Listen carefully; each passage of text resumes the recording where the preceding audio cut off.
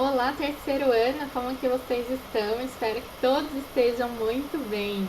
Na nossa última aula de biologia, a gente começou a falar sobre o capítulo 21.4 do livro 360, Expressão e Equilíbrio Hídrico, aqui na página 703. Então, por favor, pega o seu livro, abra aí nessa página para a gente continuar falando sobre esse assunto. A gente viu então que o nosso corpo é responsável por fazer o que a gente chama de equilíbrio hidrossalino. Ele precisa equilibrar a quantidade de água que a gente recebe e que a gente perde durante o dia para que a gente se mantenha hidratado, né? Já que somos então animais terrestres e que a gente perde água por evapotranspiração. A gente viu que a maior taxa de saída de água do nosso corpo é pela urina. A gente também perde água pelo suor, pela respiração, pelas fezes e a gente então tem entrada de água no nosso corpo, principalmente pelos alimentos e bebidas, mas também tem água endógena, aquela formada pelo próprio metabolismo do nosso corpo. E vai ser através do controle de quanta água se elimina na urina que o nosso corpo vai conseguir fazer esse ajuste mais fino da quantidade de água que a gente pode perder. E é para isso então que a gente vai falar do sistema urinário humano. Espero que você se lembre da anatomia dos nossos órgãos do sistema urinário.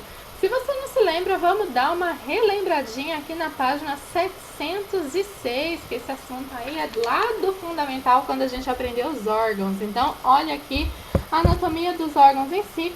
Nós temos 2 rins, tamanho mais ou menos do seu punho fechado, um em cada lado aqui, né, mais pro lado de trás das suas costas, tá bom? De cada rim sai um ureter, então temos 2 ureteres. Esses ureteres chegam na sua bexiga, que é um órgão musculoso e elástico, por isso que recebe esse nome, e da sua bexiga sai uma uretra.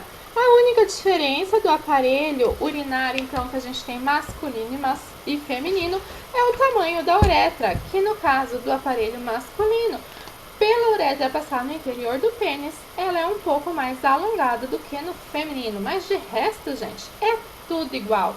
Então, os órgãos em si são 2 rins, 2 ureteres, bexiga urinária e uretra. São poucos órgãos em si.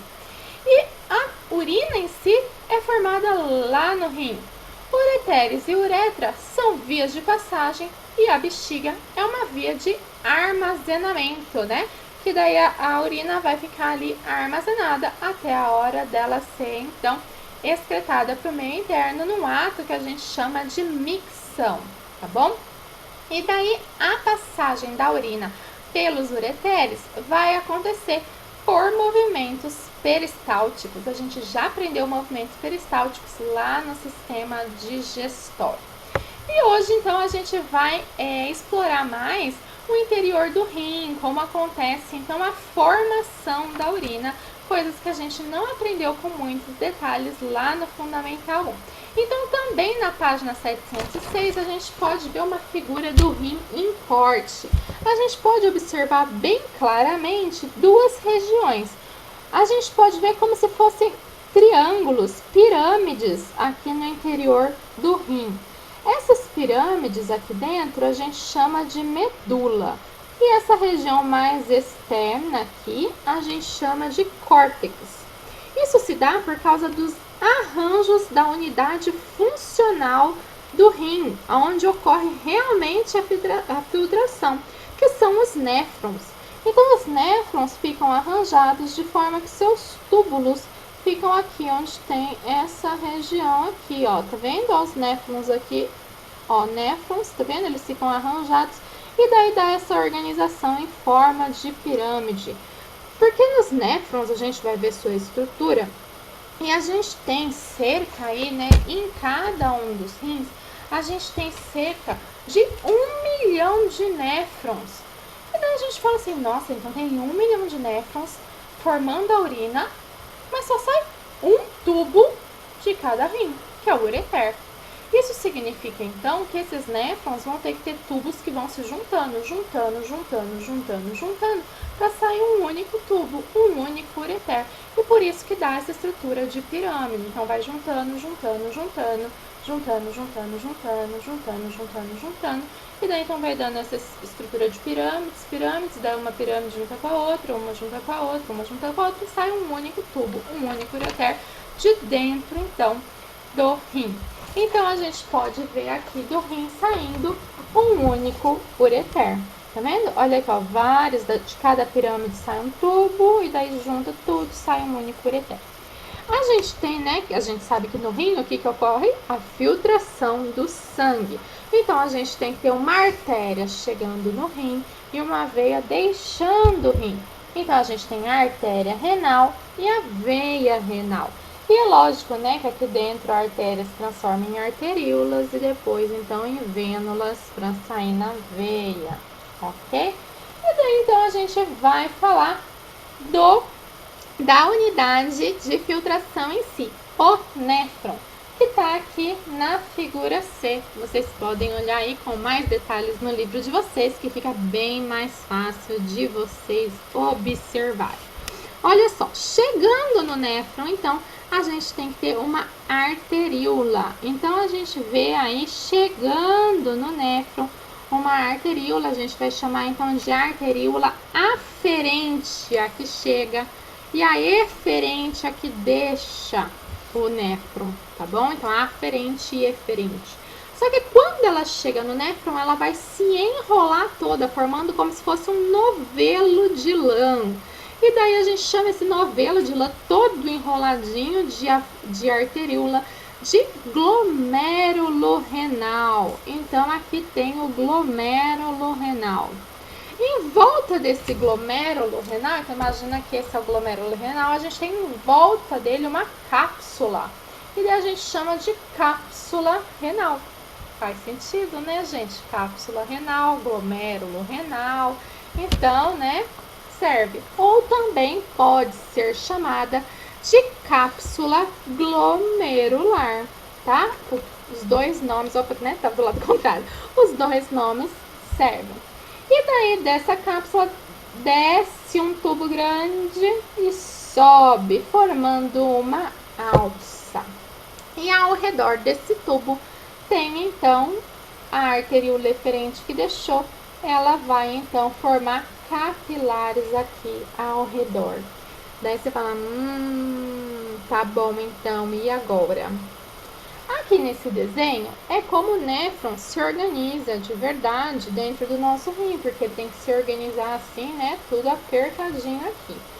Eu fiz um desenho para nós mais espaçado e mais didático aqui na minha lousa. Então, vamos lá, né, gente? Esse desenho aqui a gente já fez lá no nosso 8º ano. Então, não pus os nomes, mas você pode acompanhar aí o nome no seu livro. Então, chegando no seu néfron, então tudo isso aqui é o seu néfron. Chegando no seu néfron, você tem a arteríola aferente, de chegada. Ela se enrola toda, formando o glomérulo. Aqui o glomérulo todo enrolado aqui dentro. E ela deixa, então, aqui, formando a arteríola eferente, tá bom? Não desenhei o restante dela, daqui a pouco eu explico por que eu não desenhei, ok? Ao redor do glomérulo, lógico, eu desenhei só um C, porque eu não tenho como desenhar em 3D, né? Mas então, se fosse o glomérulo, era como se fosse toda, né? Tipo, vestindo um saquinho assim de supermercado, então todinha, tá bom?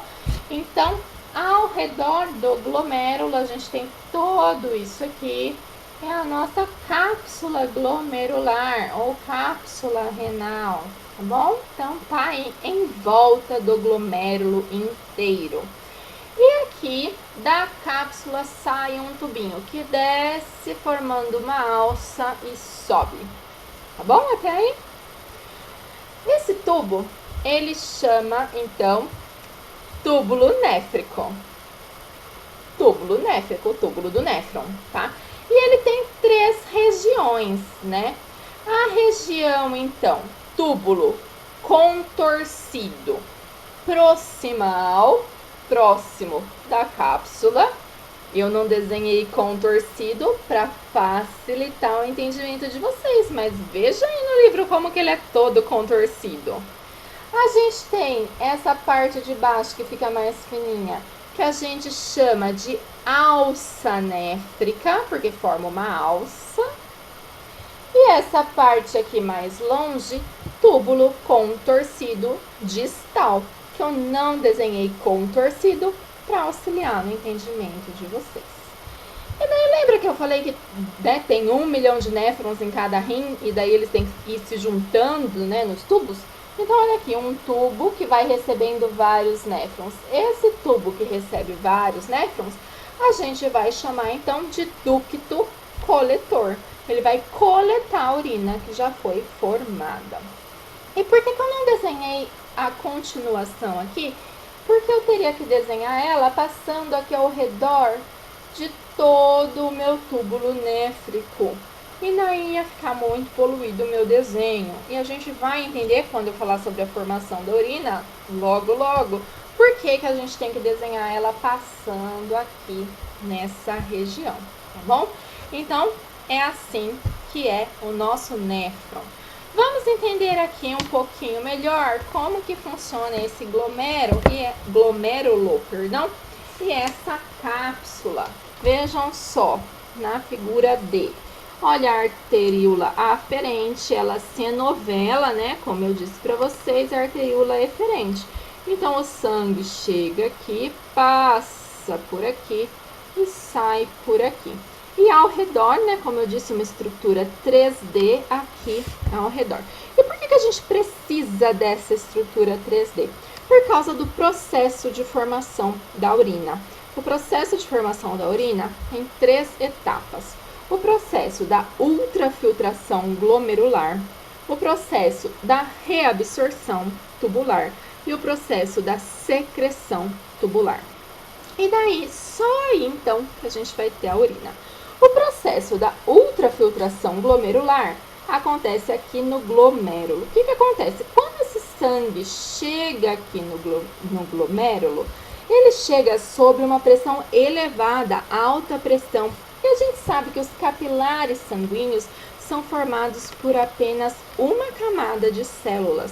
Ou seja, a pressão é tão grande e os capilares são formados por uma camada de células que o plasma acaba extravasando. Aquela parte líquida do sangue acaba extravasando. Cerca de 20% do plasma extravasa. Vaza, gente, de dentro do capilar sanguíneo. E ela, então, é capturada pelo glomérulo. Senão ia vazar tudo para fora, assim, do nosso, né, do capilar, ia vazar para o seu corpo inteiro. Não. Então, ela é capturada pelo glomérulo e é, então, encaminhada para dentro do túbulo renal, ou túbulo néfrico, tá bom? Então, é para isso que a gente tem essa cápsula glomerular aqui. Tudo que extravasar aqui, a gente vai chamar, então, de filtrado glomerular. E o que tem no filtrado glomerular? O filtrado glomerular tem a mesma composição do plasma sanguíneo, menos as proteínas. Porque as proteínas são macromoléculas. Elas são moléculas tão grandes que elas não conseguem passar no espaço entre duas células dos capilares sanguíneos. Então, as células do sangue não passam. Os glóbulos vermelhos, as hemácias, e os glóbulos brancos, os leucócitos, não passam. As plaquetas, que são fragmentos celulares, não passam também. E as proteínas, que são macromoléculas, não passam. Então, cerca de 20% do plasma sanguíneo passa. E o que tem no plasma? Tem água, tem sais minerais, tem glicose, tem anticorpos, vai ter as excretas que precisam ser eliminadas, vai ter hormônios. Então, tem tanto coisas que precisam ser eliminadas quanto coisas que não precisam ser eliminadas. Por exemplo, sais minerais. O excesso dos sais minerais precisam ser eliminados, mas não todos os sais minerais. A ureia precisa ser toda eliminada. A glicose não pode ser eliminada. A gente precisa então dar um jeito de obter essa glicose de volta. A gente deu um trabalhão obter essa glicose na digestão, a gente aprendeu a digestão. Então a gente vai precisar da segunda etapa da digestão. Então ocorreu a primeira etapa, que chama ultrafiltração glomerular. Essa ultrafiltração glomerular, ela não é seletiva, tá bom? Então não houve uma grande seletividade. A única seletividade foi por tamanho, tá? Então as proteínas não foram filtradas, nem os elementos figurados do sangue. Apenas isso. Então a gente precisa da segunda etapa, que é a reabsorção tubular. Então, reabsorção tubular vai acontecer no túbulo néfrico e vai reabsorver aquilo que não pode ser eliminado pelo nosso corpo. Então, gente, em 24 horas passam pelos nossos rins cerca de 1.000 litros de plasma. 1.000 litros de plasma. E a urina de uma pessoa em 24 horas é cerca de 1 litro, 1,5 litros. E não 1.000 litros de urina. O que aconteceu? Né? Se a pessoa está eliminando 1 litro de urina, 1,5 litros, o que aconteceu? Né? De 1.000 litros, só 1 litro que ela está eliminando, todo o restante da água foi reabsorvida. Então, durante a reabsorção, vai acontecer a reabsorção passiva, sem gasto energético, transporte passivo de uma parte das substâncias. Pode ser, então, como por exemplo, a água por si só, tá bom? Mas outras substâncias vai precisar ter uma reabsorção ativa. Por exemplo, da glicose. A gente não pode ter uma reabsorção passiva, a gente tem que reabsorver toda a nossa glicose. Bicarbonato, sódio, alguns íons, a gente precisa de uma reabsorção completa desses íons. Então, vai precisar de uma reabsorção ativa. Então, é assim que a gente vai justificar como que alguns itens, como algumas substâncias estão presentes no plasma sanguíneo e não são eliminados na urina, porque ocorre uma reabsorção ativa desses itens, ou porque eles são grandes o suficiente e não passam, né, para dentro dos néfrons quando ocorre a ultrafiltração glomerular, como é o caso das proteínas. Tudo bem, mas e aí? Eu só vou eliminar, por exemplo, metade da ureia e a outra metade vai ficar dentro de mim, das excretas? Não, gente, essas substâncias, elas precisam ser, então, eliminadas ativamente. Então, é a terceira etapa da formação da urina, a secreção tubular.